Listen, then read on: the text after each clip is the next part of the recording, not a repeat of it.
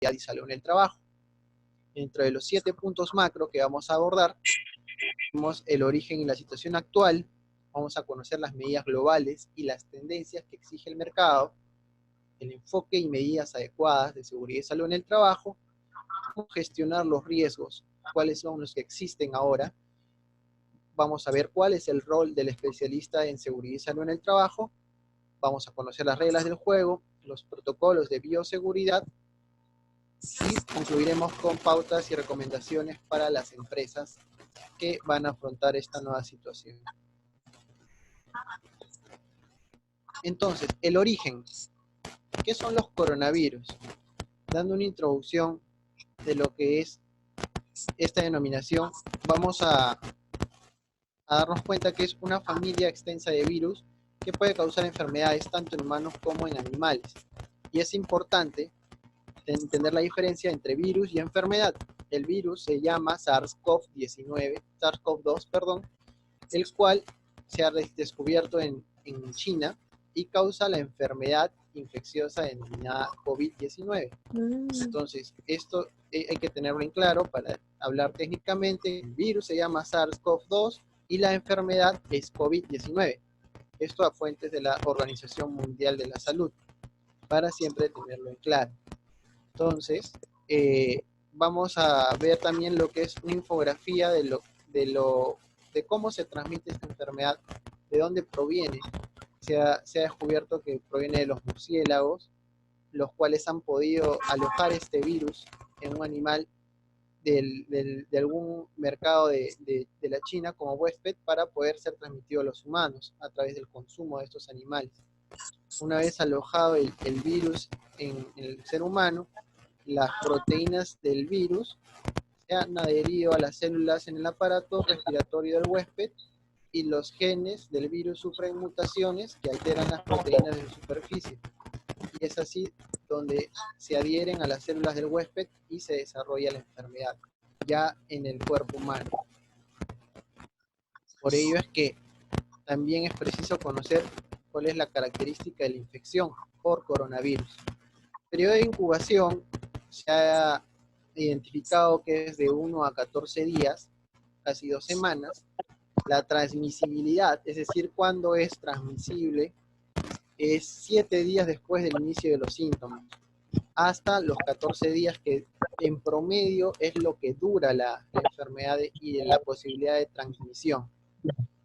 Hasta ahora no se sabe si se genera inmunidad, pero los casos y la estadística clínica nos indica que hay un 80% de casos asintomáticos. Es que es muy difícil de poder identificarlo a simple vista. Síndromes respiratorios como el resfriado se presentan en un 20% y cuadros severos en casi 14% y 6.1% en casos críticos. La propagación, como ya sabemos, se da de persona a persona, a través del contacto con superficies o objetos contaminados y a través de las microgotas o gotículas que se expanden a través de un estornudo, ¿no? Finalmente se está en estudios si se puede transmitir por heces o partículas suspendidas en el aire, y el tiempo de vida en las superficies oscila entre 4 y 12 días. En esta lámina podemos apreciar cómo estamos hoy, y es que vamos a ver cuál es la situación a nivel nacional el día de hoy respecto a los casos del coronavirus, que es en función a la estadística que publica el MINSA y la publica en la base de datos que cierra cada día a la medianoche. Entonces, vamos a poder observar cuál es la sala situacional del COVID-19 en el Perú. Ahí podemos ver en pantalla que tenemos los totales de casos confirmados, las pruebas realizadas, ¿no? Y cuáles han sido pruebas rápidas y pruebas moleculares. Vamos a ver el mapa de calor, que lo pueden acceder, van a poder acceder siempre a través de esta página web, covid19.minsa.gov.p, y pueden tener información actualizada, ¿no? Esto, por ejemplo, ha cerrado el día de hoy a la medianoche. Entonces, podemos ver el estatus actual de la letalidad por departamento, los casos positivos también por casos confirmados, el total de la muestra, el índice de positividad de cada departamento, que va a ser muy importante para también la toma de decisiones en lo que va a ser la reactivación por sectores, ¿no? Y algo que también es muy importante es la estadística de hospitalizados, saber cómo es la evolución de los pacientes, las entidades de salud que están prestando el servicio de atención al COVID y la hospitalización mecánica, con ventilación mecánica, que podemos observar que hay un gran porcentaje que no tiene ventilación mecánica, y es evidente, ¿no? Para sensibilizar a que no hay de todos recursos suficientes para poder atender estas necesidades. Esta estadística también representa la disponibilidad de camas UCI, tanto en el sector de atención de salud estatal como privado, ¿no? En algunas clínicas. También vemos que es totalmente reducida, y hay que tenerlo bastante en claro para que sepamos que no, así sea una clínica privada, una clínica estatal o un centro de salud, no se cuentan con los recursos del todo disponibles para poder atender a los pacientes. Aquí también vemos una estadística muy importante donde vemos los fallecidos por etapa de vida, por sexo, por lugar de defunción y por grupo de edad. Ya podemos apreciar cifras no solo en adultos mayores y adultos, que son las más alarmantes y representativas, sino es que también en jóvenes, niños y adolescentes. Quiere decir que no es que hay gente que no es propensa, en realidad todos somos propensos, hay que también tenerlo en claro. Algo muy importante y que salta a la luz es los fallecidos por sexo. Se ve que el sexo masculino es el que tiene mayor porcentaje de fallecidos. Es un dato muy curioso, que puede ser por distintos factores. Los fallecidos por lugar de defunción, vemos que la mayoría muere en centros de salud, y también ya hay un gran número que está falleciendo en sus hogares o en su domicilio, ¿no? Y los fallecidos por sexo y grupo de edad, donde podemos apreciar que el rango entre 60 y 69 años son los que presentan mayor índice de fallecidos. Esto es lo que también da una pauta para que las entidades competentes, como es el MINSA, que vela por la seguridad y la salud pública, determina los factores de edad y grupos de riesgo, ¿no? Entonces es importante también saber de dónde proviene esta información, cómo la sacan y para qué tipo de decisiones es útil. Entonces, volviendo a la presentación, vamos a poder ya saber cómo vamos en el día a día. Una estadística complementaria que también es bueno conocer es la fuerza laboral mundial y el porcentaje de formalidad e informalidad en los centros de trabajo o en todo trabajo. Pues vemos que solo el 39% es de carácter formal y hay un 61% de informalidad laboral en el mundo. Son gente que quizá no accede a beneficios como CTS, seguros de salud, gente que hoy en día queda totalmente desamparada, ¿no? Porque pues no han tenido quizá todos sus derechos en orden, y es algo que también impacta bastante en la economía mundial y ahí de los hogares. Los casos asintomáticos, que oscilan entre el 70 y 80%, y solo un 20% que presentan síntomas, es decir, el enemigo es totalmente invisible, casi pasa muy desapercibido y no sabe si alguien se está contagiando o no. Y una de las estadísticas que ya se ha dado más a conocer en nuestro país a través de un investigador, Rayi Burhun, el ingeniero geoespacial, se presentó en RPP y todo, dio también importancia a conocer el factor de contagio, el R, que indicaba que por cada persona infectada, cuántas más se contagiaban, ¿no? Al iniciar el estado de emergencia, estábamos de 3 a 5 personas contagiadas por cada contagio. En estas últimas semanas ya hemos ido reduciendo casi entre 1.41 y 1.58 solo en Lima. Y este R también hay que tenerlo presente por cada distrito o departamento, quizá para tener un poco más de medidas focalizadas para cada lugar. Entonces hay que conocer estas estadísticas también para tomar decisiones.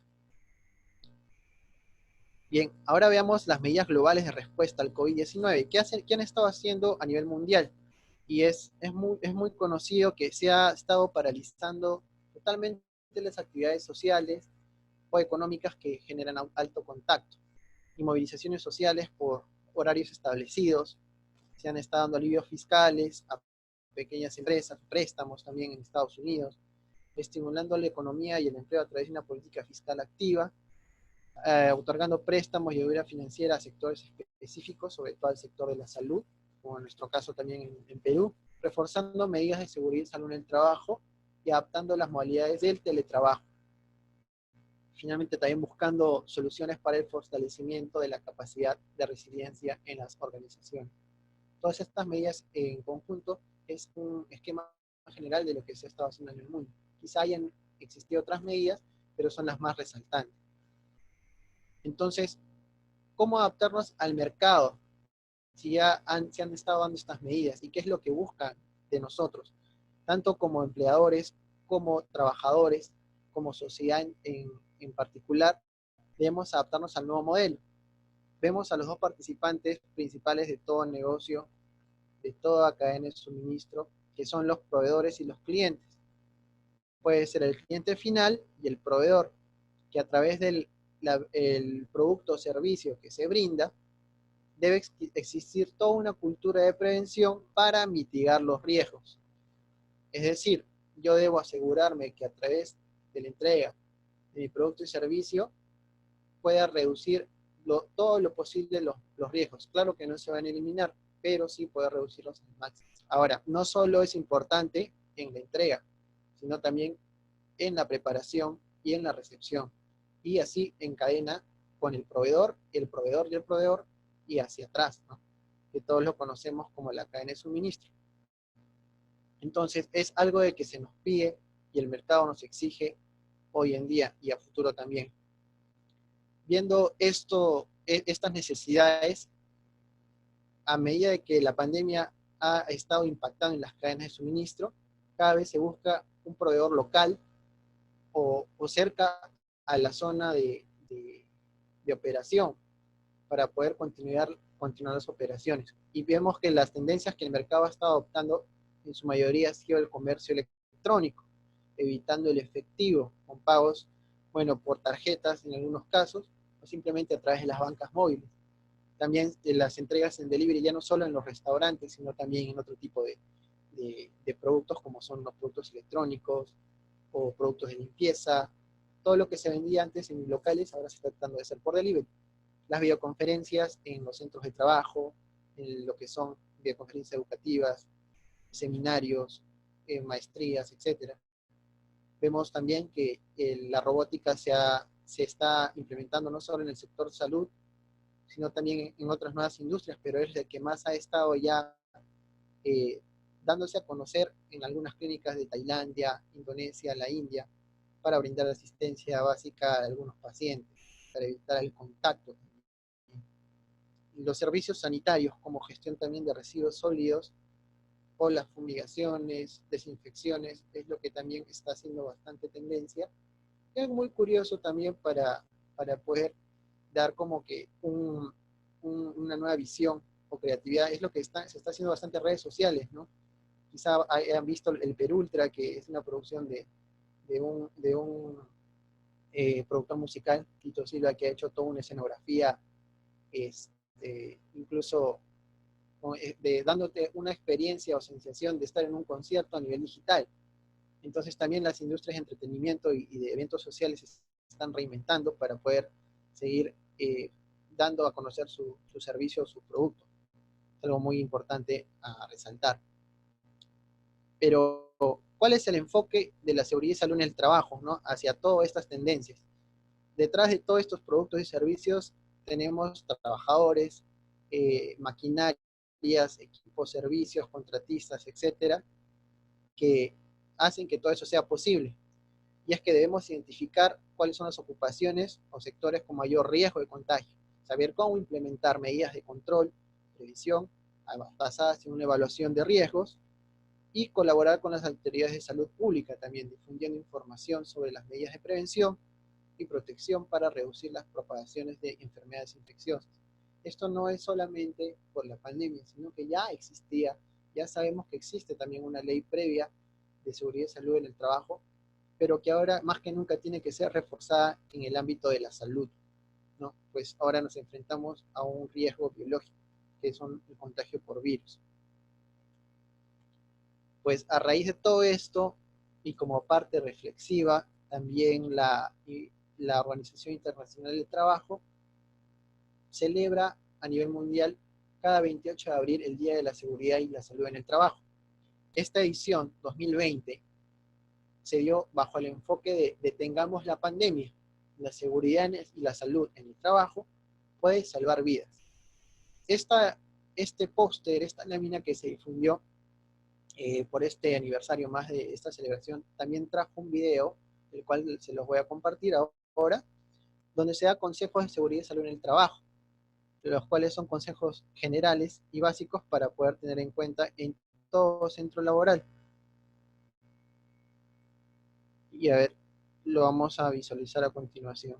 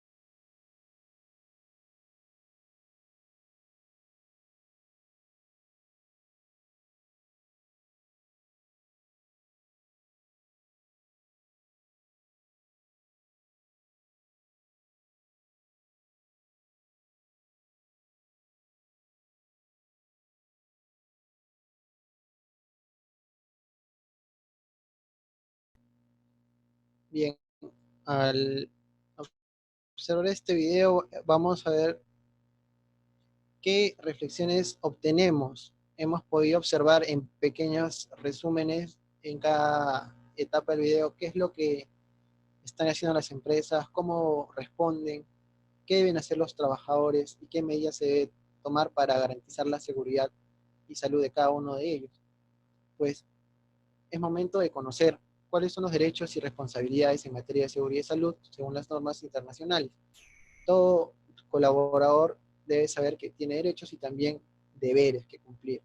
Esto es a nivel de normativa internacional. Sin embargo, a partir de estas normas internacionales, cada gobierno, como el nuestro también, cada país establece reglamentos que debe cumplir todos los centros laborales en general, dentro de los cuales parten de lineamientos generales como que cada trabajador o colaborador tiene derecho a interrumpir una situación de trabajo si cree que por motivos razonables esta implica un peligro inminente y grave para su vida o salud, sin sufrir consecuencias injustificadas. Es decir, si yo como trabajador veo que hay una actividad o un trabajo que me encargan hacer dentro de mis funciones que es peligroso, me puede traer una consecuencia grave, tengo derecho a negarme a ejecutar esa tarea, ¿no? Porque es obviamente que tengo que estar velando por mi seguridad e integridad. Es un derecho. Otro es recibir información adecuada sobre la seguridad y salud en el trabajo. O sea, tengo derecho a estar capacitado. Derecho a informarse y a ser consultado sobre todo los aspectos de seguridad relacionados a su puesto de trabajo.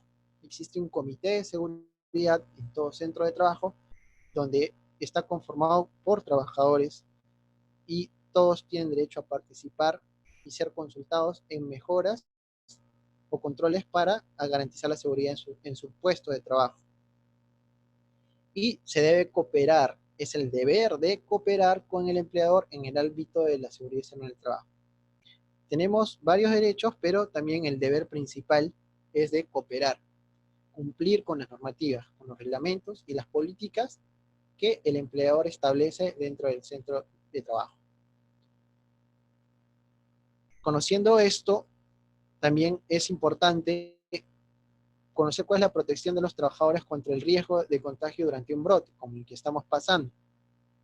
Pues vemos que hay trabajadores en todo tipo de industrias, transporte, ventas por mini markets, retails, lo que son trabajadores de las Fuerzas Armadas, trabajadores de la salud, que se exponen a diversos riesgos relacionados a su propio puesto de trabajo. Entonces, ¿quiénes son estos trabajadores de respuesta ante emergencias? Como es el caso de una epidemia o pandemia, los trabajadores de primera línea que responden a estas situaciones son los trabajadores sanitarios, personal de laboratorio, trabajadores funerarios, trabajadores del transporte de emergencia, limpiadores y trabajadores de la gestión de desechos e instalaciones sanitarias y urgencias, y los policías, personal de protección civil, pues, personal militar, los bomberos. Son trabajadores de respuesta esencial ante cualquier emergencia o catástrofe. Entonces, a partir de la identificación de cuáles son estos trabajadores de primera línea, la norma internacional, las OSHAs, definieron un triángulo, una pirámide de exposición al riesgo en la pandemia COVID-19 por esta enfermedad, desde los riesgos más bajos, los medianos, los altos y los muy altos. Y en función a esta clasificación de riesgo de exposición, el MINSA lanzó una resolución ministerial, la número 239-2020, en la cual caracteriza y da ejemplos de estos niveles de exposición por puesto de trabajo. Vamos a ver que el nivel bajo son puestos que no requieren de contacto con personas ajenas al puesto o que no tienen un contacto frecuente a menos de 2 metros de distancia con el público en general. Por ejemplo, los trabajadores de limpieza, trabajadores administrativos, operarios. Ahora, los trabajadores de limpieza en realidad también están en un riesgo, pero este riesgo se ve enfocado a qué tanta interacción tiene con otras personas. Los trabajadores de limpieza trabajan en cada área, no se aglomeran y no tienen tanta exposición. Los medianos, los de mediano nivel, son puestos que requieren un contacto frecuente, cercano a personas que podrían estar infectadas, pero que no son casos confirmados. Ahí ya tenemos a la PNP, a las Fuerzas Armadas, vigilantes, recepcionistas, cajeros, profesores, que los establecen como mediano riesgo, pues porque tienen más contacto con el público, con personas que son el público en general y no solamente su entorno de trabajo. Y bueno, ya los riesgos muy alto son trabajadores de la salud o conductores de ambulancia que tienen cada vez un riesgo más cercano a personas posiblemente contagiadas, y los de muy alto, como bien ya lo dije, ya con los que están casos confirmados, en caso de ser pacientes infectados que han desarrollado la enfermedad del COVID-19. Entonces, esas son las características de los niveles de riesgo establecidos para tomar luego los controles y evaluar cada puesto de trabajo. Para eso existe una jerarquía de controles muy conocida también para elaborar la matriz de identificación de peligros, riesgos y controles, que es el IPRC, la cual parte de la eliminación del riesgo, y si no es posible, la sustitución del riesgo. Si no es posible los controles de ingeniería, y si no es posible, los controles administrativos, y finalmente el EPP, que es el equipo de protección personal. Entonces esto funciona a manera de filtro.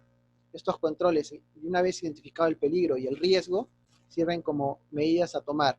O elimino el riesgo, o lo sustituyo, o aplico controles ingenieriles, administrativos o EPPs.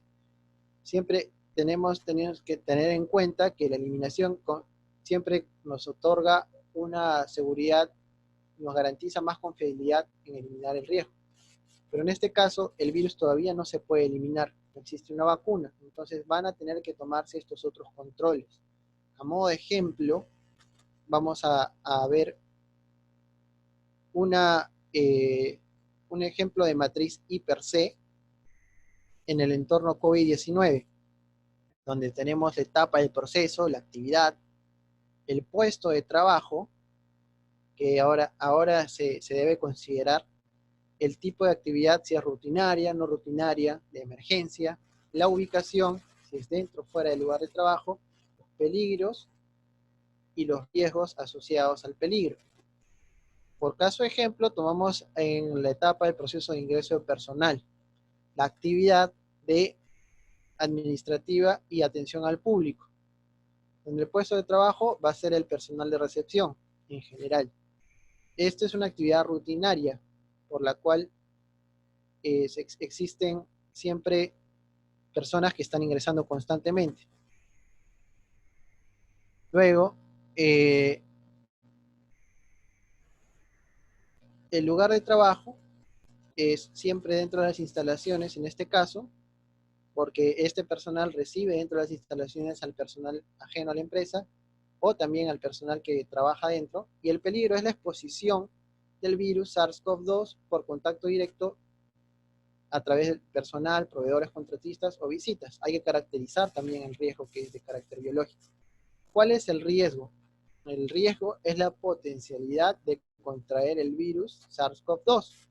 Es cómo se materializa este peligro. Y la severidad es relacionada a la consecuencia. Nos indica que podría contraerse una infección respiratoria de leve a grave al desarrollar la enfermedad COVID-19, que podría ocasionar neumonía o incluso la muerte. Entonces, teniendo en cuenta esta identificación en esta etapa del proceso, ya es donde se aplicarían los controles que vimos en la anterior lámina. Y es que vamos a ver un ejemplo de esta matriz I per C enfocada a la situación COVID, del mismo ejemplo que estamos tocando. Voy a compartir la pantalla. A ver, aquí la tengo. Entonces vemos que hemos identificado el peligro, el riesgo, y vamos a ver qué medidas de control podemos aplicar. Como bien ya hemos podido determinar, no podemos eliminar el peligro. Sustituirlo en este tipo de actividades tampoco, porque es esencial, siempre vamos a tener que atender personal. Pero podemos aplicar controles de ingeniería. ¿Y qué son controles de ingeniería? Son aquellos que modifican o adaptan el lugar o puesto de trabajo. En este caso, el control que podríamos implementar son pantallas o mamparas que puedan aislar de tal manera del contacto al recepcionista del público en general. Instalar estaciones de limpieza y desinfección de calzado o instalación de puntos de lavado de manos, ¿no? Son controles de ingeniería que estamos adaptando al puesto de trabajo. Dentro de los controles administrativos o señales también vamos a tener políticas, normas, reglamentos dispuestos por ley. Como ejemplo tenemos al Plan de la Vigilancia y Prevención y Control del COVID-19 en el lugar de trabajo, que también está bajo la resolución ministerial 239-2020 del MINSA. Y controles organizacionales o administrativos ya son aquellos que están orientados a modificar turnos de trabajo, horarios, que son de carácter ya administrativo, como bien dice su nombre. Implementar cuadros de turnos para reducir la cantidad de personas en las áreas de trabajo, evitar aglomeraciones mediante horarios de almuerzos separados, canales de comunicación que eviten el contacto directo, como las videollamadas y videoconferencias, señalizar el distanciamiento social mínimo en las áreas comunes y puestos de trabajo. Aquí ya intervienen nuevas señaléticas, nuevas señales de advertencia, de prohibición, como mantener distancia de 1,5 metros o evitar aglomeraciones, prohibido más de 2 personas en tal punto de trabajo. Entonces ya son nuevas señaléticas que se van a implementar. Implementar también lockers para realizar cambio de ropa casual con ropa de trabajo, que podría aplicar en algunas empresas. Y finalmente, el control del equipo de protección personal. que viene a ser la mascarilla y también se puede completar como una careta, ya que este personal de recepción está más expuesto al público en general, ¿no? Que se desconoce si es que puede estar infectado o no. Pasando a lo que es ya la evaluación del riesgo, contamos con índices de personas expuestas, de controles existentes, de capacitación e índice de exposición, los cuales nos van a ayudar a calcular la probabilidad, el índice de seguridad y finalmente el índice de severidad, para finalmente clasificar el riesgo. Entonces, antes de ya culminar con esta parte del hiper, me indican que nos quedan algunos minutos porque vamos a pasar a otra sala, a otro link. Les van a compartir, si no me equivoco, por el chat el nuevo link, o ya lo deben tener, para que en caso se corte la presentación, todos nos conectamos de nuevo al otro enlace. Entonces, si se corta, no se preocupen, que le continuamos desde donde nos estamos quedando. Bien, teniendo en cuenta estas valoraciones, tenemos que saber cómo calcularlas. Y es que todas nacen a partir de las tablas de probabilidad y severidad, que también están dispuestas por norma. El índice nos indica el grado o el nivel en el cual estamos estando más expuestos al riesgo o al peligro, ¿no? Puede ser nivel 1, 2 y 3, y cada uno tiene estas características. Las personas expuestas de 1 a 3 me indica un nivel 1, de 4 a 12 un nivel 2, y de más de 12 personas expuestas en ese puesto de trabajo es un nivel 3. Los controles y existentes y eficaces son si es que he establecido controles de eliminación, sustitución, capacitación, administrativos, ingenieriles o EPP. Entonces, si existen y son suficientes y eficaces, es un nivel 1. Si existen parcialmente y no son suficientes y eficaces, es un nivel 2. Y si no existen, es un nivel 3. La capacitación también me indica qué tan entrenados está mi personal y si conocen los controles y actúan con prevención. También, si es que están parcialmente entrenados, conocen las medidas, los peligros, pero no toman acción de las medidas preventivas. Y un nivel 3 es si es que no está capacitado ni entrenado y no cumple con medidas de prevención. Finalmente, la exposición al riesgo nos indica con qué frecuencia se expone este trabajador a este peligro o riesgo, ¿no? Si es un peligro al que se expone al menos un año o más de un año, o sea, casi nunca, solo un nivel 1. Si se expone al menos una vez al mes o 2 meses, pero menor a un año, es un nivel 2. Y si se expone casi todos los días, semanalmente, es un nivel 3. Eso es en cuanto a probabilidad. Y en cuestión de severidad, nos indica en qué grado daña o lesiona la salud.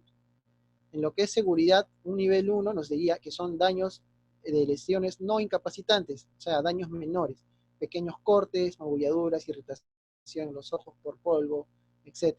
Lo que es salud ocupacional puede indicar incomodidad de molestias, dolor de cabeza, cosas que podrían ser un simple resfrío o quizá también otra enfermedad, pero no necesariamente una enfermedad grave como el COVID-19. En el nivel 2, lesiones temporales, fracturas menores o daños reversibles que no son permanentes, como dermatitis, trastornos musculoesqueléticos que pueden tener tratamiento.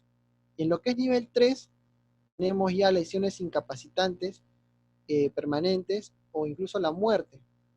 Y en la salud, daños irreversibles como hipoacusia, inducido por ruido, que ya no se puede recuperar. Entonces, teniendo en cuenta estos controles y estos niveles de exposición y riesgo, podemos ponderar nuestra evaluación que hicimos del peligro de exposición. Identificamos nosotros el peligro de exposición al SARS-CoV-2 y la consecuencia, que sería la infección por exponerse al riesgo de contraer el virus por contagio, nos daría las pautas para poder evaluar nuestros riesgos en cuanto a personas expuestas.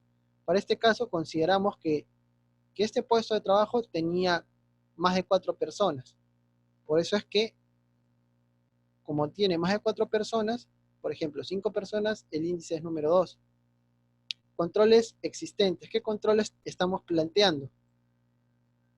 Estamos planteando controles de ingeniería y controles administrativos y también el EPP. Entonces, estamos planteando controles que no son del todo, no nos garantizan del todo una eliminación del riesgo, pero son eficaces y suficientes. Por eso que los controles están en un índice de nivel 1. Y lo que es capacitación, estamos ponderándolo con nivel 1 porque estamos aplicando también el plan de vigilancia y prevención, donde indica que tiene que capacitarse a los trabajadores, y las señaléticas, ¿no? Estamos capacitando al personal. El índice de exposición es qué tan expuestos están al riesgo o peligro de acuerdo a su puesto de trabajo. Como es rutinario y se hace todos los días, están en un nivel 3, pues se hace diariamente. Entonces, ya ponderando estos índices, se calcula el índice de probabilidad con la suma de estos índices calculados, que es el número 7. Y este valor debe estar multiplicado por el índice de severidad, el cual se analiza en función al daño que podría provocar ese peligro y riesgo si es que se materializa, ¿no? O sea, infectarte por COVID-19 te podría llevar incluso a la muerte. Por eso tiene un nivel 3 de severidad. Es muy crítico. Y es así como lo ponderamos aquí en nivel 3. El producto de estos dos factores me va a dar el índice de riesgo, que es el valor 21. Ahora, ¿cómo clasifico mi riesgo?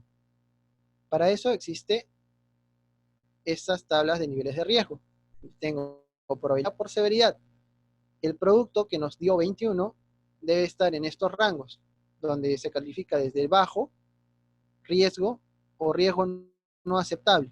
Nuestro valor está dentro de un valor importante, porque es 21, y nos dice que es un riesgo que se puede aceptar, pero es recomendable proponer controles para reducir los riesgos, mantener la vigilancia de la eficacia de los controles existentes. Es decir, puedo tener este riesgo, es aceptable, puedo continuar operando, pero no debo bajar la guardia. ¿Qué pasaría si nos hubiera salido 25, 26 o más de 25, 30? Es un riesgo no aceptable. Y cuando esto sucede y ya se estableció una norma por resolución ministerial 153 produce 2020, que simplemente viene SUNAFIL y te cierra. Si es que encuentra riesgos que no son aceptables entre una ponderación adecuada. Por eso hay que tener en cuenta que esta herramienta de gestión, el IPRC, es importante tanto para la planificación, para cumplir los lineamientos y también para las auditorías. Entonces, de esta manera es como yo controlo mis riesgos asociados a los peligros existentes por naturaleza del puesto. No quiere decir que me asuste, simplemente que tengo que saber qué controles aplicar y de qué manera puedo adaptar mis procesos o procedimientos a las nuevas normas. Entonces, volviendo a la presentación, vimos que, a modo de ejemplo, en esta actividad de atención al público o recepción de personal de ingreso, existen estos riesgos, estos peligros. Y vimos cómo los podemos controlar. Y a través de eso podemos garantizar, de alguna manera, controlar los riesgos de contagio, ¿no? De la propagación masiva. Por eso es que ahora vamos a ver qué ejemplos existen para prevenir el contagio. Dentro de todos esos controles y todas las implementaciones de los protocolos, vamos a poder darnos cuenta que lo que prevalece en todos es la distancia física, mayor a 1.5 metros, en algunas industrias 2 metros, en algunas solo 1 metro, depende de cada sector. La higiene, que va a ser muy importante siempre antes, durante y de las actividades, la limpieza, la formación y comunicación de todo el personal, los equipos de protección personal y cómo saber responder ante las emergencias, tanto de casos confirmados como de casos sospechosos. Sin embargo, no debemos de olvidarnos que el riesgo biológico que actualmente existe de poder contraer la enfermedad de COVID-19 no es el único. Existen otros riesgos relacionados con la seguridad y que siempre han estado presentes. Estos riesgos son los riesgos ergonómicos, que pueden darse a través de la manipulación de cargas de forma manual, cargas pesadas, tener posturas incómodas o forzadas, o también riesgos asociados a la mayor duración de la jornada laboral o con mucha mayor carga de trabajo. Y las consecuencias pueden ser trastornos musculoesqueléticos, capacidad de trabajo disminuida, capacidad reducida para seguir instrucciones estrictas de los jefes, ausentismo aumentado, mayor riesgo de accidentes laborales. Entonces es importante considerar también estos riesgos dentro de nuestro IPRC, porque se va a tener que actualizar. Otros son los riesgos derivados del uso del EPP. Como les decía, estos riesgos ahora van a darse a reducir más en lo que son los trabajadores de la salud o aquellos que llevan mayor carga de EPP para protegerse. Por ejemplo, estos lentes, mascarillas y otros EPPs que les implica mayor tiempo de estar sometidos a temperaturas, puede causarles estrés térmico y deshidratación, mareos y marcas en la frente y en la cara. Entonces es importante tener en cuenta que también esto es un factor ergonómico y hay que controlarlo, ¿no? Para el bienestar y la comodidad del trabajador, que es parte de la salud. Productos químicos. Estos productos son los que se están usando cotidianamente en todo lugar, centros de trabajo, hogares, y que en su mayoría se conocen como el hipoclorito de sodio, la lejía y el amonio cuaternario. Este amonio cuaternario es comercialmente conocido como el POE, el pinesol, estas sustancias desinfectantes aromáticas. Pero si no se usan en la medida correcta o no se conocen las características o potenciales peligros que pueden ocasionar, nos podrían conllevar a otros riesgos como EPOC, que son enfermedades pulmonares de obstrucción crónica, puede afectar la fertilidad, incluso síntomas del asma a personas asmáticas. Por eso es importante que todos los trabajadores reciban una información adecuada, y sobre todo los trabajadores de limpieza, que son los que usan estos productos químicos para desinfectar. Una cosa es limpiar y otra es desinfectar, ¿no? Y en la desinfección se intervienen con estos químicos. Ahora, ¿por qué es importante conocer estos peligros y riesgos químicos? Porque existen prácticas que se están llevando a cabo sin conocer estos terribles peligros que se podrían ocasionar, como la mezcla de lejía con el alcohol. Uno, en el afán de poder querer desinfectar o incrementar el nivel de desinfección para eliminar el virus, dice, le pongo alcohol a la lejía, y no sabes que estás generando una reacción que te puede dar cloroformo y ácido muriático. Entonces, esto puede estar sucediendo, y por desconocimiento estarían exponiendo gases de cloroformo o ácido muriático. Otro peligro también es mezclar el amoníaco cuaternario con la lejía, y esta reacción química nos produce un gas que es la cloramina, que también es altamente tóxico para las vías respiratorias, incluso para la piel y los ojos. Entonces hay que tener en cuenta que no solo es mezclar por mezclar, no es concentrar por concentrar. Existen normativas como las que están en la INACAL, que también está en el Sexo Web para todos, de guías de desinfección y lavado de manos, donde también te indican cómo desinfectar superficies inertes, en qué concentración, con cuánto de agua y cómo mezclar. En ninguna parte te dicen que mezclas lejía con alcohol, ni mucho amoníaco con lejía o pinesol con lejía.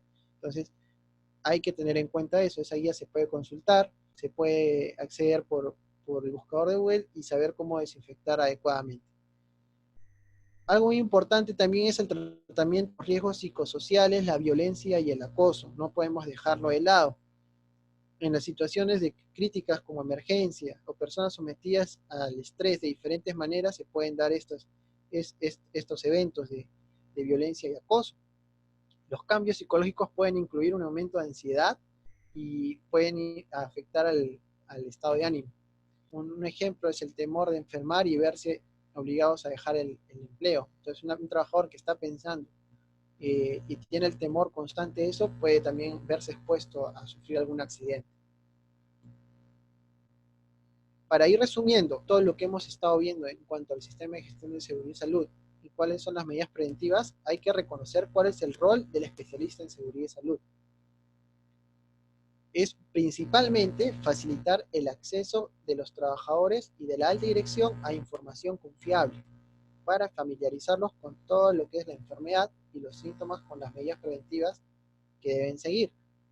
Existe tanta información, pero no del todo es confiable o garantiza que es real. Entonces, es deber principal y el rol del especialista brindar una información adecuada para tomar las mejores medidas preventivas. Apoyar a los empleadores en el proceso de evaluación de riesgos, así como en la elaboración o autorización de planes de prevención, contingencia, mitigación y recuperación.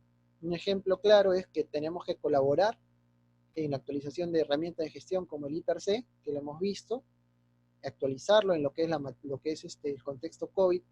Otra herramienta que también es importante es el mapa de riesgos, con las nuevas señalizaciones, medidas restrictivas de prevención de peligros. Y el reto fundamental a que se enfrentan los profesionales de la seguridad y salud es ahora la variedad de situaciones laborales que existen y cómo adaptar los nuevos reglamentos y lineamientos de bioseguridad a las mismas. Cada industria es diferente, no puedo aplicar medidas de bioseguridad de minería o hidrocarburos a un restaurante o a un centro educativo. Entonces hay que tener la capacidad de poder afrontar esa variedad, pero sin escatimar las medidas preventivas.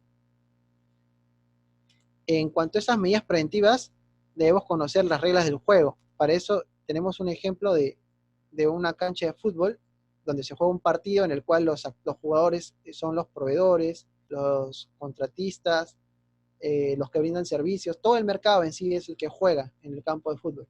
Pero existen jueces de línea, árbitros, quienes van a ser nuestras entidades competentes, por ejemplo el Estado, en lo que es Constitución Política del Perú y normativa emitida por entidades del gobierno nacional, normativa emitida por gobiernos locales, que puede ser los gobiernos representados por las municipalidades, y normativa emitida por los gobiernos regionales.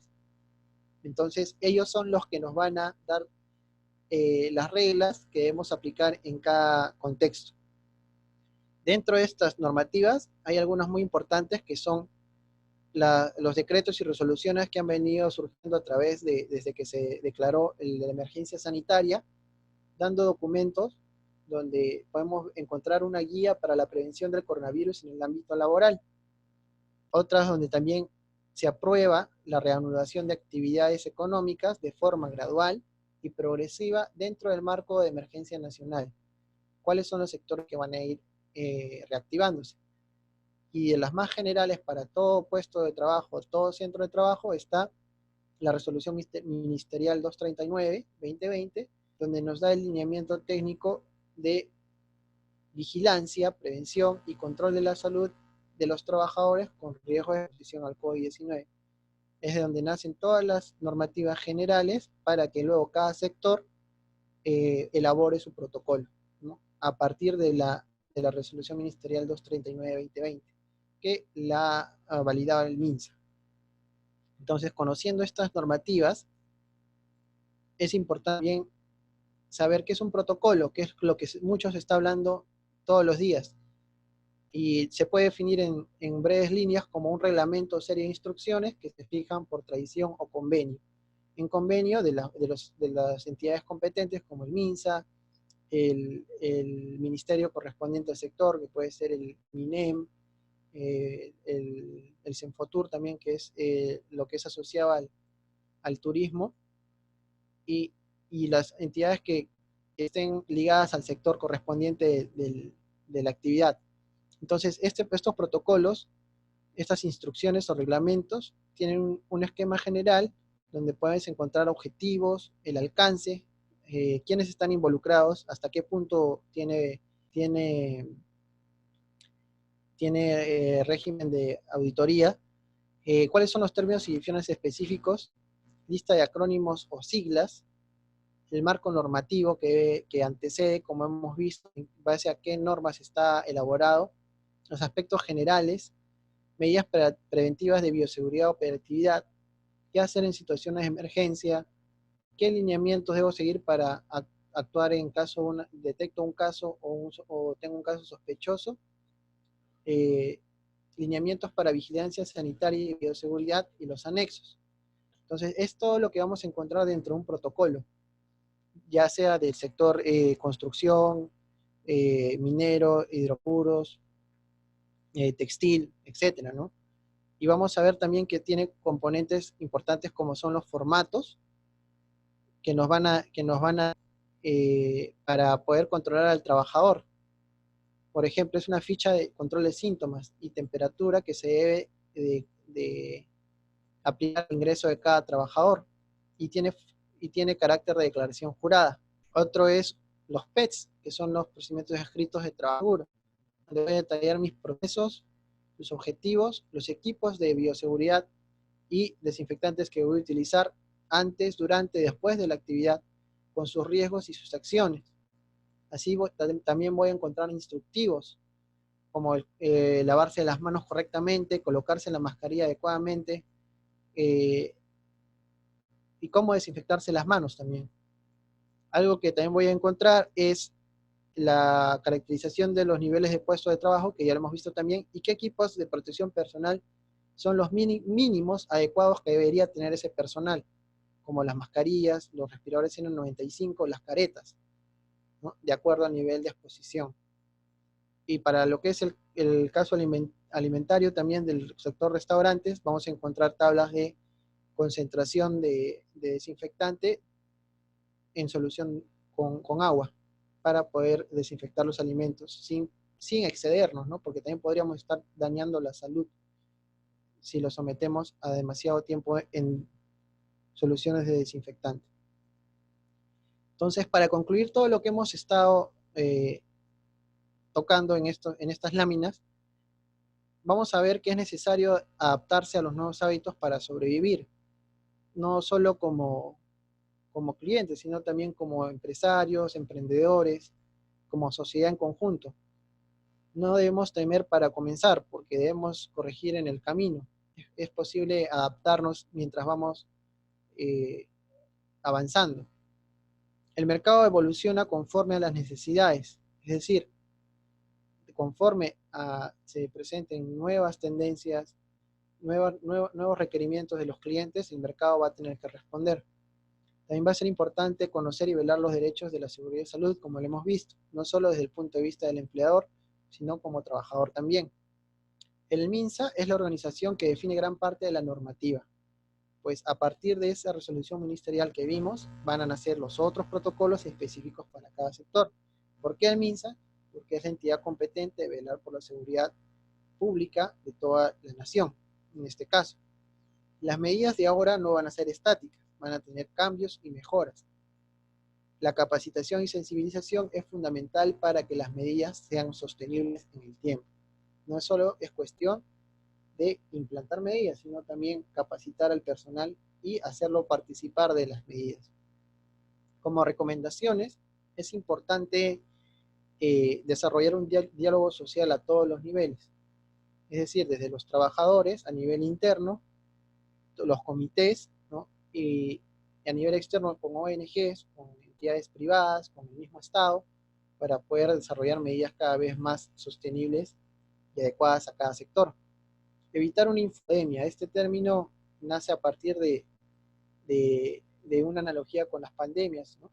O las epidemias, que es a partir de una tormenta de información donde se habla, se escucha y se tienen rumores de todo tipo, pero deben ser controlados para evitar tomar decisiones incorrectas que puedan ponernos en riesgo. Hay que promover la prevención de la transmisión entre los empleados y sus familias, no solo en el centro de trabajo, sino también cuando van a sus casas.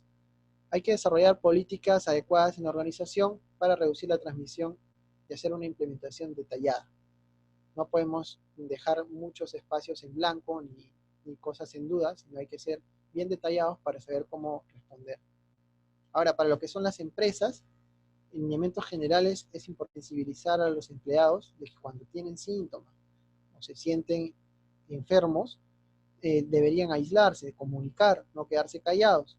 Y no hay que darle temor de que pueden ser sancionados, sino que simplemente es mejor que descansen unos días y se recuperen para que no pongan en riesgo a todo el centro de trabajo, ya que si se identifica un contagio, puede ser cerrado por ley. Entonces, ¿de qué valdría tanto esfuerzo si un trabajador se contagia y me cierran de nuevo todo? Entonces, es importante hacer participar de la sensibilización a todos. Hay que implementar un sistema de informes y comunicación para cualquier caso. No solamente tener una vía de comunicación, sino otras alternativas. Se debe mantener un registro claro de los contactos del día a día que ingresan a las instalaciones. Si se identifica un caso, hay que alertar a los posiblemente expuestos para minimizar riesgos y posible propagación. Cada centro de trabajo, si es necesario una instalación médica, en caso tenga más de 20 trabajadores, desinfectante de manos, alcohol, mascarillas, termómetros infrarrojos para poder controlar la temperatura. Es importante promover las reuniones virtuales, videoconferencias, reducir reuniones de comités, adaptar el trabajo remoto a sus actividades de ser posible. Es evaluar si es necesario hacer viajes a zonas de alto riesgo, porque si no es necesario, de preferencia se deberían restringir. Las visitas y atención al público o consultas deberían limitarse a través de políticas que promuevan el mínimo contacto. Hay que verificar los síntomas del visitante antes de ingresar a las instalaciones, ¿no? Dentro de los protocolos al ingreso de cada persona. En zonas muy afectadas, donde el trabajador tenga que elaborar, promover la entrega de comidas, ¿no? O en lugar de salir a comer. Y si es posible que el trabajador pueda traer sus propios alimentos para que él mismo prevea la posibilidad de contagio. Y considerar cómo los empleados llegan al trabajo. Hay que brindarles recomendaciones, no solo dentro del centro laboral, sino también cómo se trasladan, si es que también transitan por lugares de alto nivel de contagio, darles las recomendaciones, brindarles el DPP para que se movilicen, básico, y puedan llegar seguros también a su hogar. Entonces, eso ha sido el resumen de la presentación. Les agradezco por estar presentes a través de la plataforma. Ahí les dejo mi número para consultas, los correos. Y también los invito a un workshop aplicativo que estamos haciendo en consultoría, donde vamos a dar pautas a través de unos módulos para normativas de seguridad y salud en el trabajo, beneficios tributarios y laborales, cultura del cambio.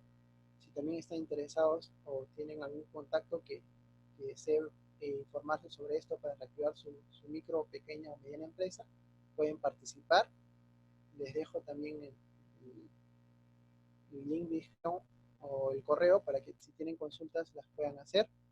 Son 3 módulos de 3 horas cada una. Y si tienen alguna duda, también me pueden escribir a mi información de contacto, que yo les puedo también dar algún alcance o consulta en particular que tengan, ¿no?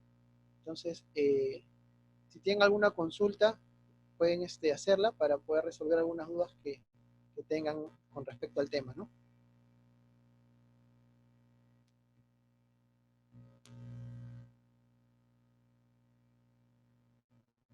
Los que deseen pueden activar el micrófono o si tienen acceso para poder resolver alguna duda, alguna inquietud, un aporte.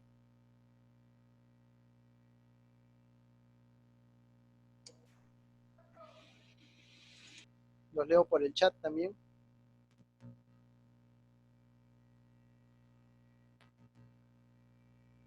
Algo que ustedes tengan en duda o curiosidad por saber algo más del tema que en cada sector o en algún ámbito en particular.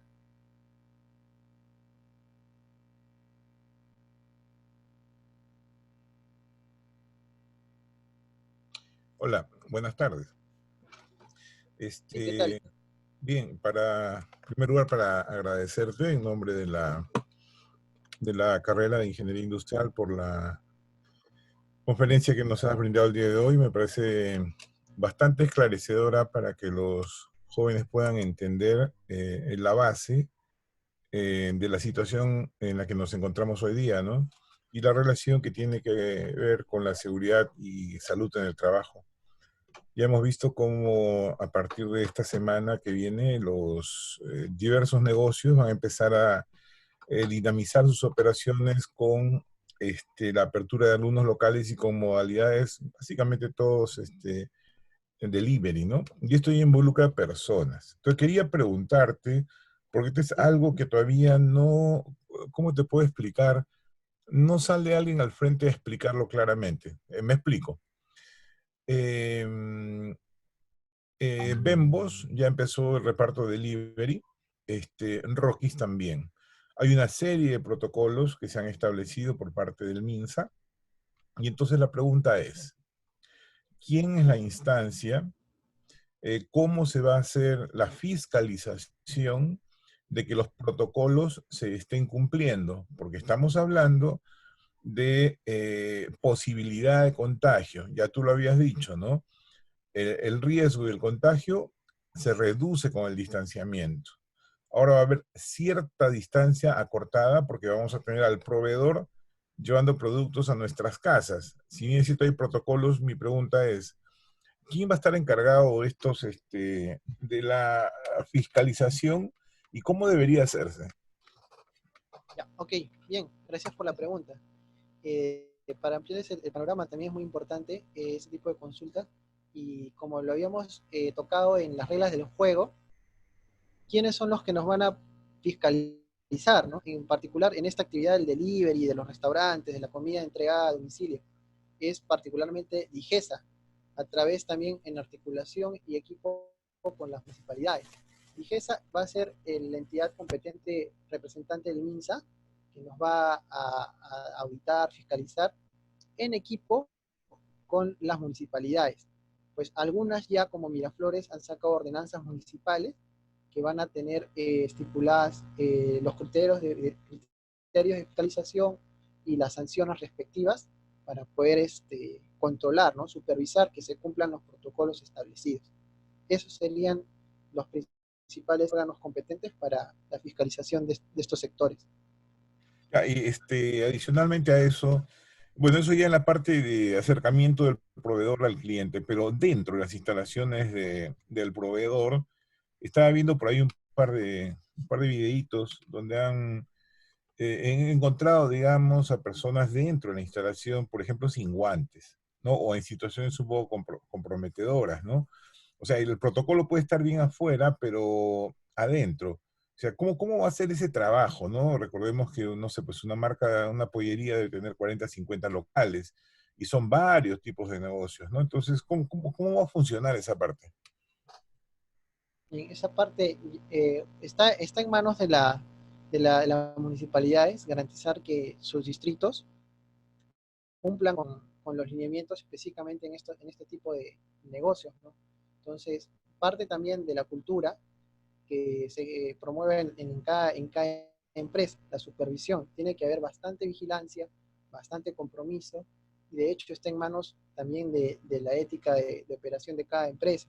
Pues es imposible tener a un policía sanitario quizá en cada instalación, dentro de cada cocina, de cada restaurante o de cada pollería, pero simplemente se va a evidenciar en sus protocolos reflejados en sus actividades.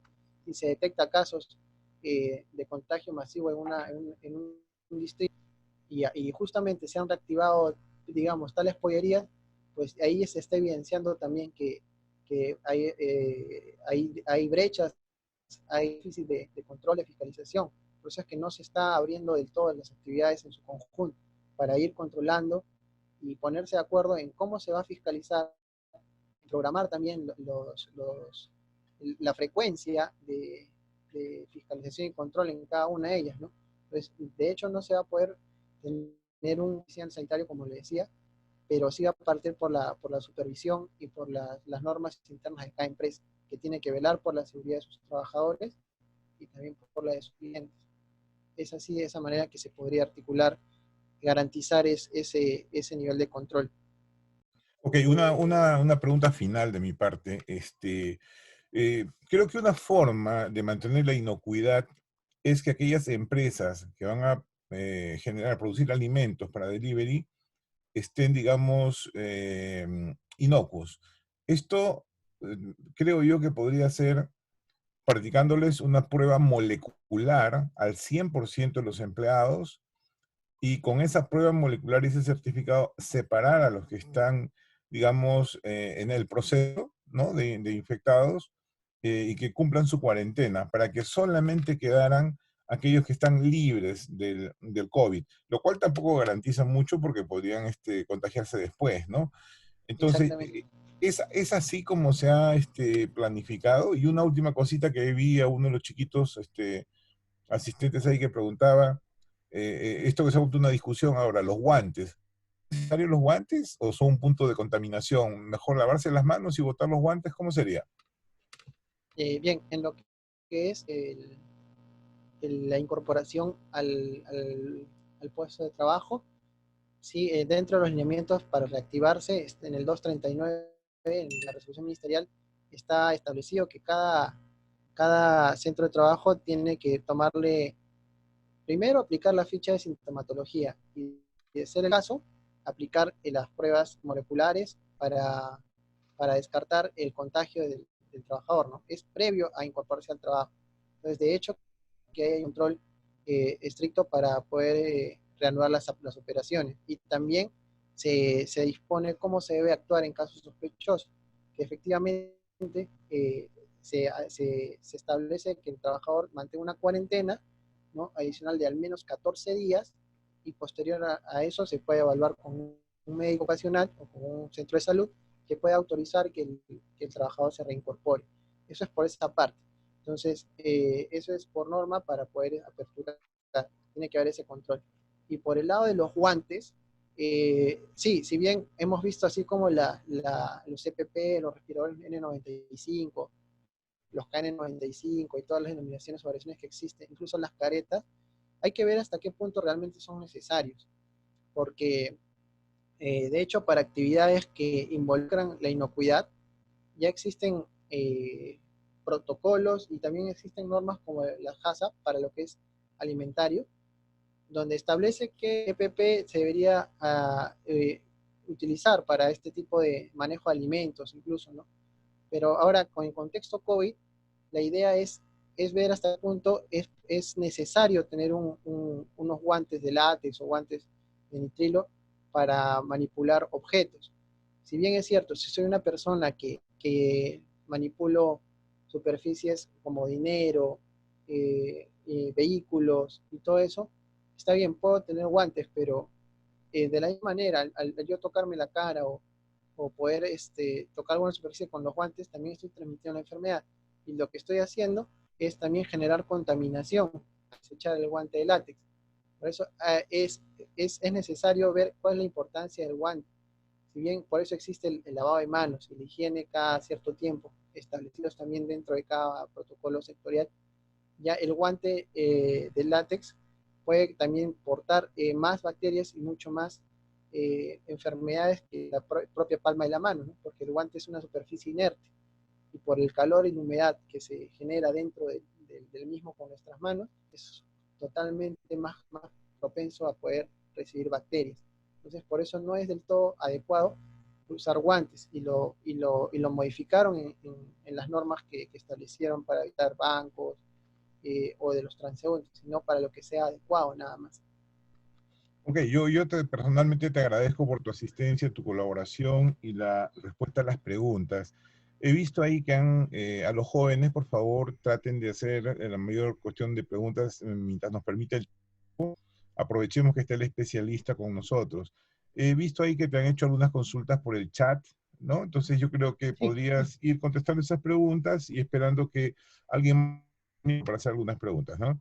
Gracias. sí, de acuerdo, justo estoy viendo el chat, el uso de los guantes, bueno, ya lo hemos respondido, que sí, podría ser un foco infeccioso, ¿no? Lo más recomendable es lavarnos las manos siempre cuando lleguemos de la calle o toquemos superficies que puedan estar contaminadas y contribuimos con el manejo de residuos en el aspecto ambiental. En lo que es, presenten sus protocolos para volver a poder, dice, es obligatorio que las empresas presenten sus protocolos para volver a sus actividades. Por ejemplo, yo trabajaba en una empresa metalmecánica para que esa empresa ahora funcionar, necesita presentar el protocolo y aquí no presenta. Sí, sí, Micheli, efectivamente cada sector está lanzando a través de su representante, que por ejemplo para lo que es restaurantes fue el MINSA, ¿no? Y para metalmecánica también vas a tener que presentar tu protocolo conforme a lo que saca en resolución ministerial de industria metal mecánica y el plan de vigilancia, ¿no? Que está en la resolución ministerial 239. Esos son los pasos principales que debes tener: tu protocolo, que lo da el sector, el plan, que está establecido para todas las industrias, y esos dos documentos tienen que estar alineados a lo que está en la normativa, que se publica en el peruano, ¿no? A diario, cuando salen.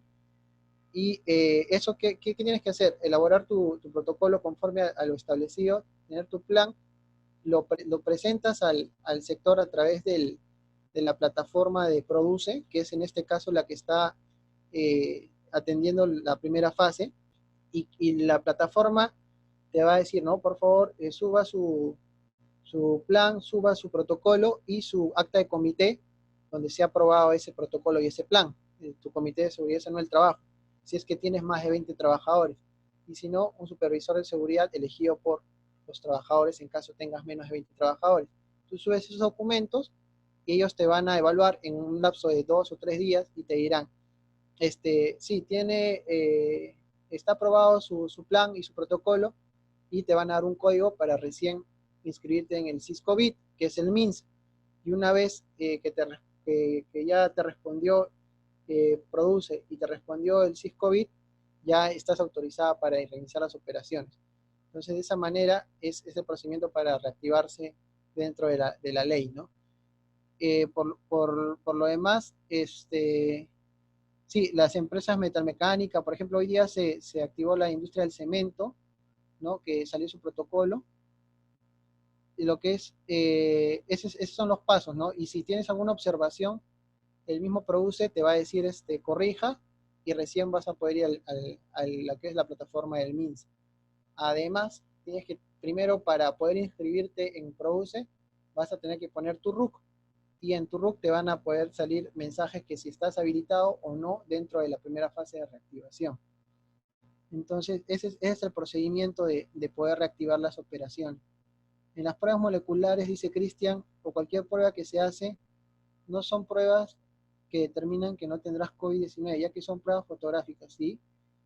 Porque a lo largo del día podrías contraer la enfermedad, y si te hicieran una prueba en la mañana, por la tarde podrías haberlo contraído. Bueno, sí, es como las enfermedades que han ido también existiendo, un virus, incluso también cuando te haces un descarte, digamos, por VIH o TBC, ¿no? Incluso tú te haces la prueba y ahí lo que te toca es cuidarte, ¿no? Si ya sabes que diste negativo, pues tienes que cuidarte de no contagiarte. Entonces, esa es la idea, de realmente sí es una fotografía, lo que nos dice que podamos o no contagiarnos y está en nuestras manos. También hay que cuidarnos bastante y evaluarnos cuando sea necesario, porque en sí efectivamente nos puede dar señales cuando se han desarrollado los signos de síntomas, o en caso de ser asintomáticos no los vamos a desarrollar. Oscar León dice, buenas noches, las empresas están obligadas a contar con personal médico y supervisor de seguridad permanente sin excepción. La RM 239 decía algo al respecto, ¿los podías aclarar? Sí, Oscar, las empresas están obligadas a contar con personal médico y supervisor de acuerdo a su caracterización. Existen RM 239, un anexo donde está el tipo de empresa, si es mayor a 20 trabajadores o menor a 20 trabajadores, y si es de alto riesgo, si realiza operaciones de alto riesgo como trabajos confinados en altura, manipulación de sustancias corrosivas. Entonces, ahí está estipulado que, por ejemplo, para mayor a 20 trabajadores ya debe tener un médico ocupacional, un licenciado en enfermería ocupacional y un supervisor de seguridad. que está también avalado por el comité.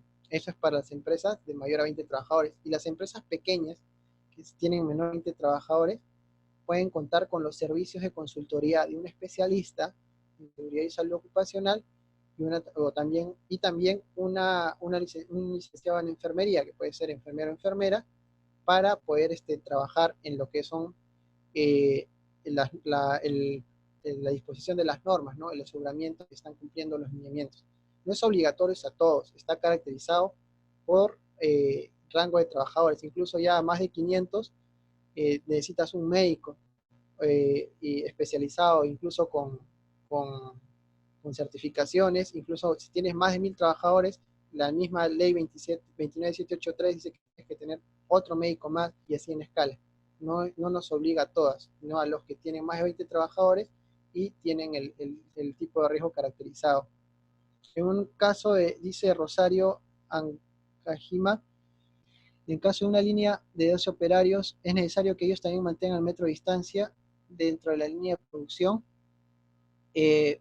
Bien, eso lo determina estrictamente también el protocolo, ¿no? de tu sector. Si, por ejemplo, estás en un sector donde lanzan el protocolo y dice los operarios que realizan actividades, por ejemplo, de manipulación de equipos, tendrán que tener tanta distancia. Entonces, ahí te dirán qué es lo que necesitas aplicar al sector.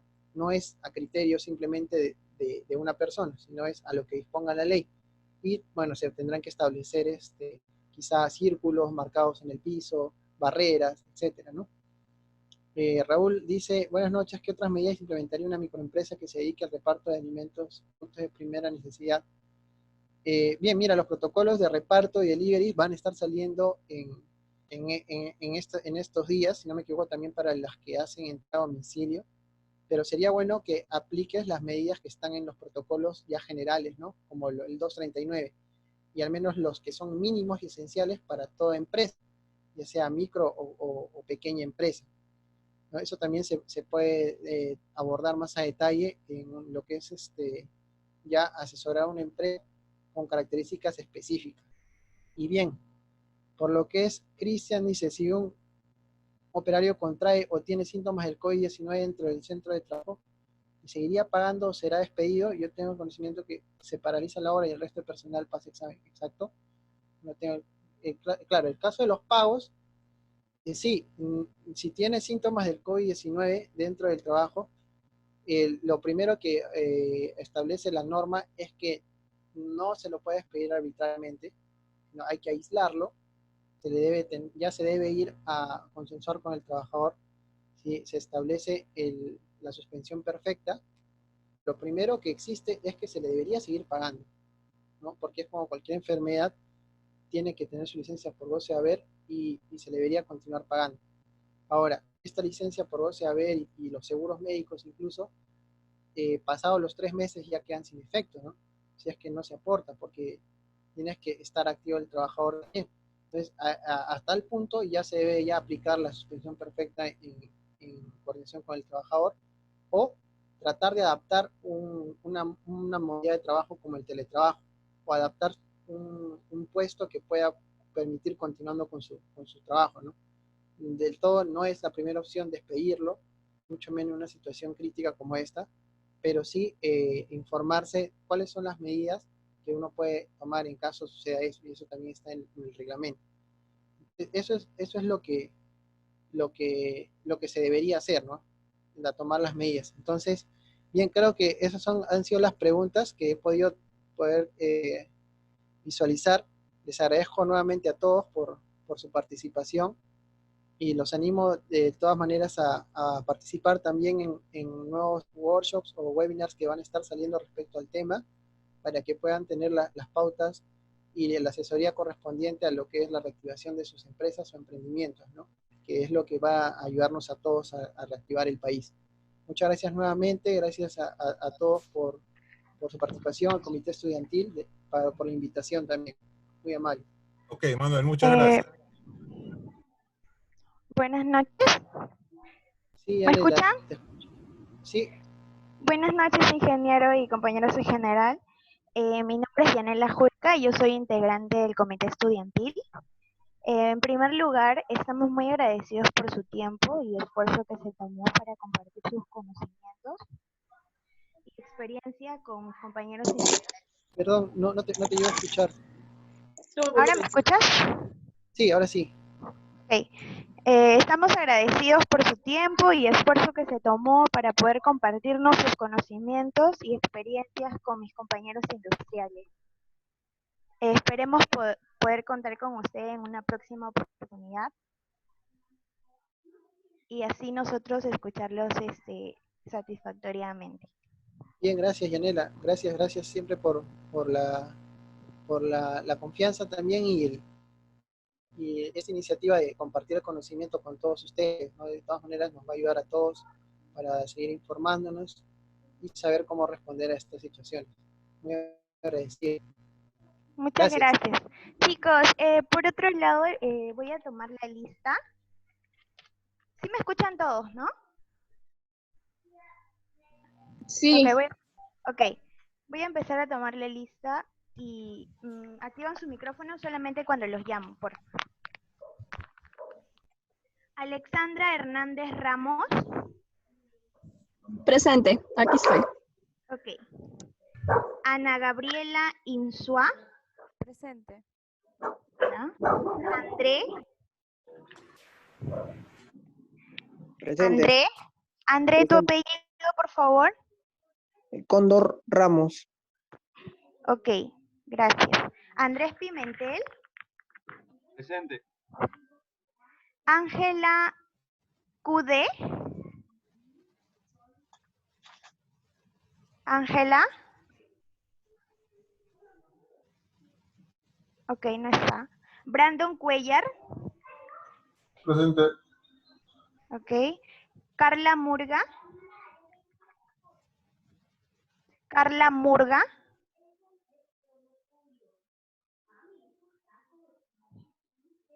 Cristian William Alonso Martínez. Presente. Ok. David Rebasa. David Rebasa. Débora Prado. Presente. Elizabeth Tafur. Elizabeth Tafur. Elizabeth Cotrina. Elizabeth Cotrina. Elmer. Elmer. Elvis Ojeda. Elvis Ojeda. Eric Zúñiga. Presente. Ok. Stephanie de la Cruz. Presente. Estrella. Presente. Estrella, tu apellido, por favor. De la Cruz Vázquez. Estrella de la Cruz. Estrellita de la Cruz Vázquez. Ah, ok. Gracie Reynoso. Presente. Guadalupe Talía Guerrero. Presente. Isabel Miranda. Isabel Miranda. Janet Maijuire. Janet Maijuire. Presente. Giancarlo Guamán. Presente. Jean-Paul Bautista Yalta. Presente. Josué Chuquipiondo. José Chuquipiondo. Julio Vargas. No me Presente. llamaron. Julio Presente. Vargas. Presente. Ya, gracias. Catherine Martínez Vargas. Presente. Catherine Ramón. Presente. Kelly Kiurkia Martínez. Kelly Kiurka Martínez. Lisbeth Gómez. Lisbeth López. Lisbeth López. Lucero. Presente. Lucero, tu apellido, por favor. Hermenegildo Jara. Ok. Lucero Cornán. Presente. Lucía Vizcarra. Lucía Vizcarra. Presente, presente. Ok. Luis Ángel Pachas. Presente. Luz Ramos. Presente. Mafer. Mafer. Ok. Mariana Sánchez. Presente. Mi nombre es Lorena Sánchez, no Mariana Sánchez. Marina. Ok. Mariori Moreno. Presente. Melanie Luyo. Presente. Minosca. Minosca. Micheli Villegas.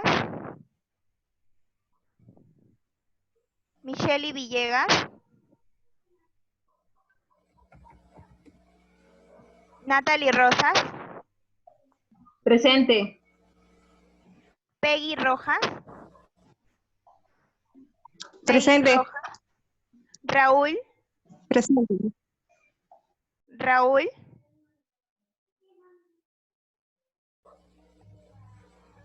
Raúl Yalán. Raúl Yalán. Presente. Presente. Renzo Fernández. Renzo Fernández. Reinaldo Espinosa. Presente. Ronaldo Acuña. Presente. Rosario Ancajima. Rosario Ancajima. Sofía Yactas. Presente. Stephanie González. Stephanie González. Vania Soto. Presente. Víctor Hugo. Víctor Hugo. Presente. Ok. Vivian García. Vivian García. Ximena Sierra. Presente. Xiomara. Xiomara. Xiomara Castillo. Xiomara Castillo. Adrián Ríos. Adrián Ríos. ¿Alguien no le ha llamado? A mí, Sí, a mí. Javier Loza. Freddy Clemente. Ya. Javier Loza. David Rebasa. Un momento, por favor.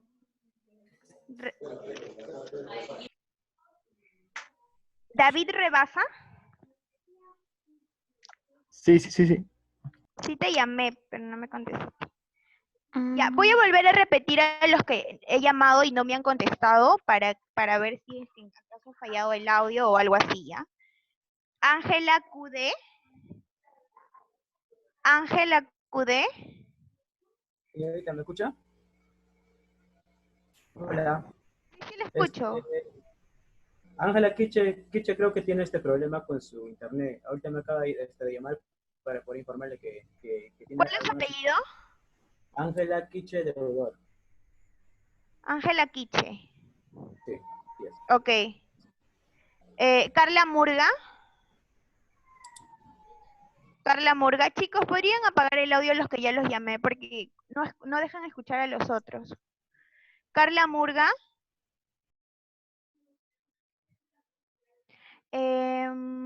Elizabeth Cotrina Torres. Elizabeth. Ya, ok. Elmer. Elmer. Elvis Ojeda. Elvis Ojeda. Y José Chuquipiondo. Josué Chuquipiondo. Kelly Kirkia Martínez. Kelly Kirkia Martínez. Lisbeth López. Lisbeth López. Lisbeth López. Mafer. Mafer. Minosca. Raúl. Renzo Fernández. Rosario Ancajima. Stephanie González.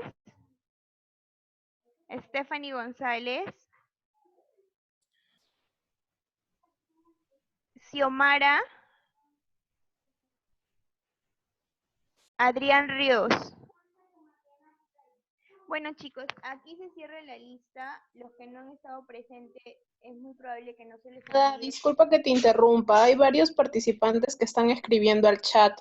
Tienen problemas con su audio, no pueden Ángelo hablar. Castillo no aparece en la lista.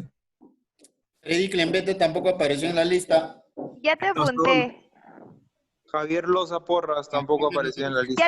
Ya te apunté también. He llamado a López Lisbeth. Ya, no he leído el chat, disculpa, es mi error. Ya te apunté, Lisbeth. Aleska. Ángelo Castillo, disculpe. Ya, un momento, por favor. Disculpe, la segunda lista fue los nombres que no iba, las personas que no iban dicho presente, ¿verdad? Exacto, sí. Ah, ya, ok. Catherine Ramón, ya te llamé.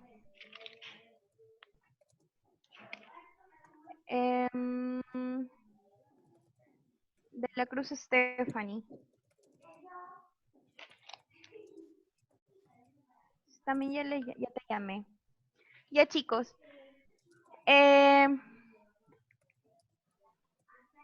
Rosario Ancajima. Ramón Catherine.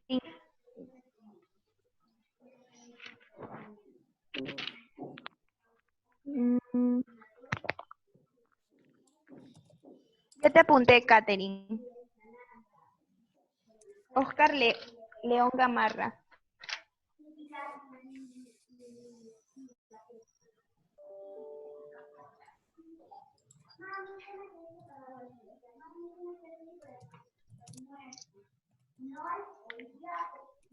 Yanela, disculpa, creo que entró Rubén Retamoso también, que estaba en lista, pero se salió porque tenía clases de logística. Rubén, disculpa su apellido. Retamoso Guerrero.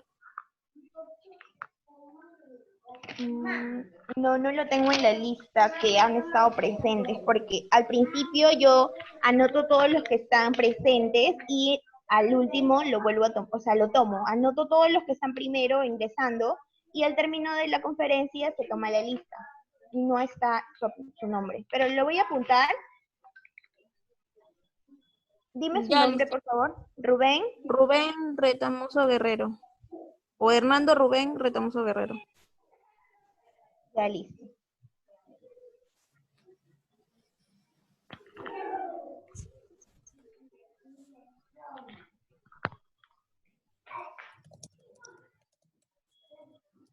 Sí, chicos, no se preocupen por eso, o sea, como esto está grabándose, ya queda acá automáticamente el nombre de las personas que no he mencionado y por A o B se me haya pasado el nombre. Pero yo tengo acá todos los nombres, no se preocupen, igual en el correo también está. No se preocupen. Le doy pase a Ale. Ale.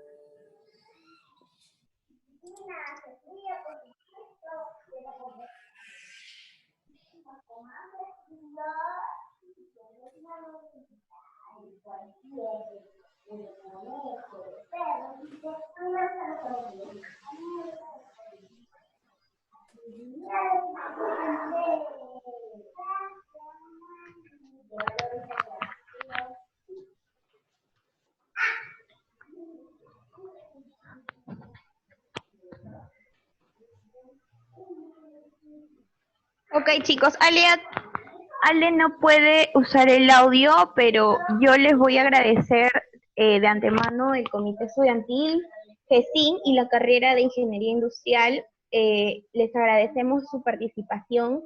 En los próximos días les vamos a enviar el certificado a sus correos y les estaremos avisando para una próxima conferencia. Muchas gracias.